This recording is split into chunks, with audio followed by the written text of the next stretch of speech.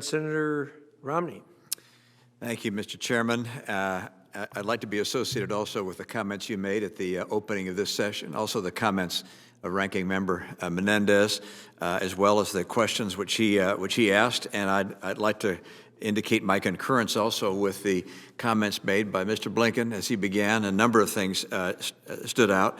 One was his conviction, which I share, that we be involved in the world, because the world is a safer place if we are involved in the world. And I think something we sometimes lose in our discussion of this involvement is that doesn't mean necessarily military engagement in the world.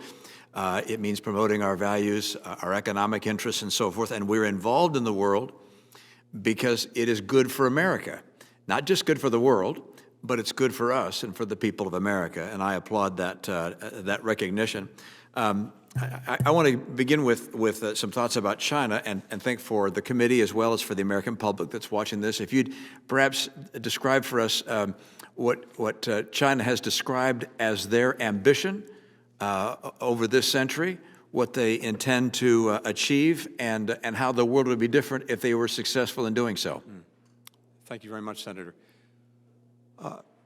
China had a policy for decades of, as they described it, hiding their hand and biding their time in terms of asserting their interests beyond China's borders, leaving aside what they were doing within their borders. And I think what we've seen in recent years, particularly since the rise of Xi Jinping as the leader, has been that the hiding and biding has gone away, and they are much more assertive in making clear that they seek to become, in effect, the leading country in the world, the country that sets the norms, that sets the standards, and to put forward a model that they hope other countries and people will ascribe to.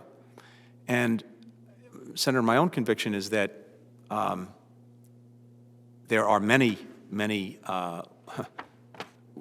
very apparent weaknesses that China continues to try to hide when it comes to projecting its model. But in the absence of an alternative, they may do better than we think.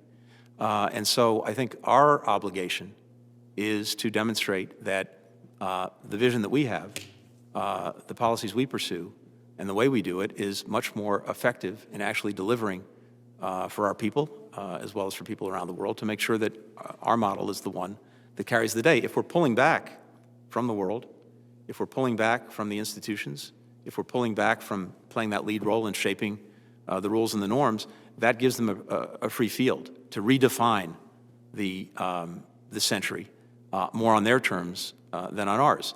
One of the ways, this is just one example, but I think one of the ways we see this acutely is there's an increasing divide between what you might call techno-democracies, that is, technologically sophisticated countries that are also democracies, and techno-autocracies like China. And whether the techno-democracies or the techno-autocracies are the ones that get to define how technology is used, the technology that dominates all of our lives, I think is going to go a long way towards shaping the next decades. We have a very strong interest in making sure that the techno-democracies come together more effectively so that we are the ones who are doing the shaping of those norms and rules. And to the extent technology can be infused with values, that these are more our values than theirs. But there is no doubt that I think China would like to recapture its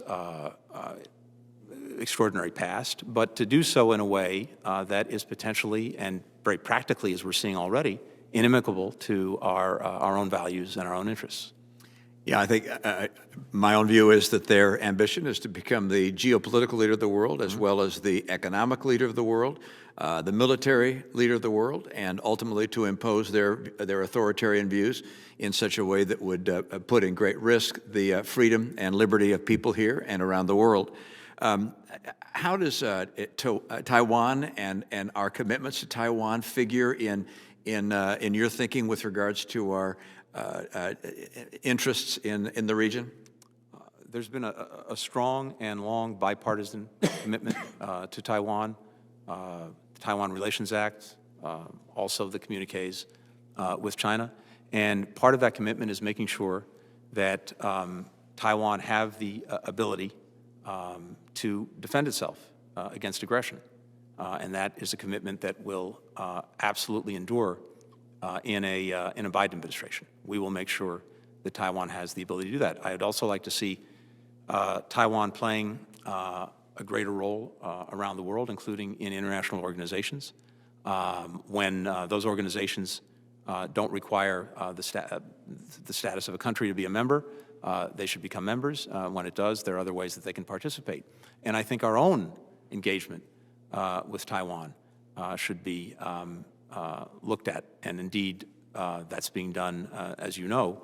Some regulations were promulgated by the outgoing Secretary of State. We're going to take a hard look at those pursuant to the Taiwan Assurance Act, and we will look at that. I had the opportunity, Senator, when President Tsai was running for office, to actually receive her as a candidate at the State Department when I was last there. I spoke to her a number of times when she became president, and I was Deputy Secretary of State. But the commitment to Taiwan is something that we hold to very strongly. India has perhaps begun to see China in a new light, not only because of the border dispute, which led to the death of many Indian military individuals. They've indicated an openness to work with us with actually in military preparations as well and war games. How can we strengthen our ties with India and strengthen their resolve to defend democratic interests in the region? I think India has been very much a bipartisan success story over successive administrations. It started with, toward the end of the Clinton administration, after the nuclear tests, when relations were put back on a better footing. Under President Bush, we secured a peaceful nuclear cooperation agreement with India. Then Senator Biden led the efforts at this committee to get that through Congress. And then I think during the Obama administration, we deepened cooperation with India, particularly in the defense procurement area, also on information sharing. And I think the Trump administration has carried that forward, including with this concept of an Indo-Pacific, and to make sure that we were working with India so that no country in the region, including China, could challenge its sovereignty, and also working with it on concerns that we share about terrorism. So I think there are many ways in which we can deepen that cooperation to pursue the path that successive administrations have put us on. One area I think that has a lot of promise and maybe even necessity is actually climate. At the current rate things are going, India is poised over the next 2 or 3 decades to catch up to China in terms of the emissions that it produces. At the same time, as you know, Prime Minister Modi has been a very strong advocate for looking at renewable energy and different technologies. I think there's a very strong potential for our countries to work together in that area. Thank you. That does raise the question of what it's going to be like to serve in an administration where former Secretary Kerry is going to be working with you. I hope that you're never tempted to give in your strategy with regards to China in order to obtain a climate advantage that Secretary Kerry might be promoting. So your State Department commitment to confront China, I think, is a great significance and hopefully the priority. Let me turn to another topic, which was raised by Senator Johnson appropriately, which is a number of accomplishments of the Trump administration shouldn't be lost and in the foreign policy arena. One of those that is perhaps questionable by members in this committee relates to the JCPOA with regards to Iran. I, like Senator Menendez, was not supportive of the JCPOA and wrote a column suggesting that it was a mistake to enter into. My concern was that it allowed Iran to eventually have a nuclear weapon or have the capacity to have a nuclear weapon. And my view was that an agreement should only be reached if it prevented Iran forever from having a nuclear weapon.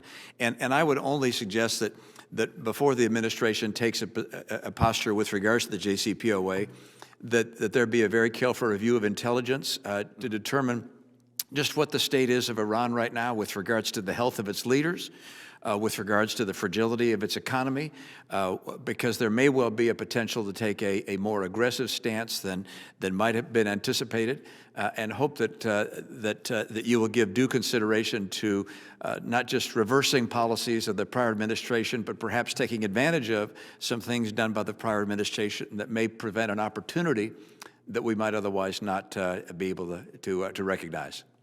I welcome having the opportunity to do that, to plunge into the intelligence if confirmed, and then also to working on that with you and other members of this committee.